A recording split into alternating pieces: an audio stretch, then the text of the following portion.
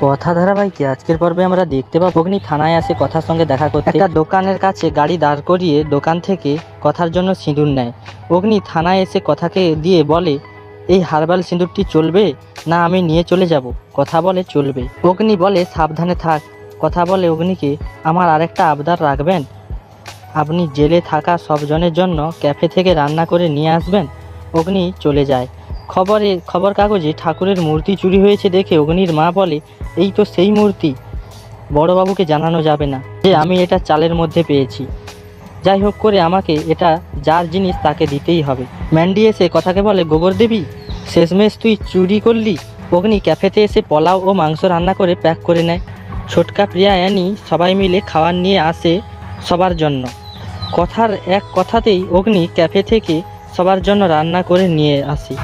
আজকের আপডেট এইটুকুই। পরবর্তী আপডেট পেতে আমাদের চ্যানেলটিকে সাবস্ক্রাইব করে পাশে থাকুন।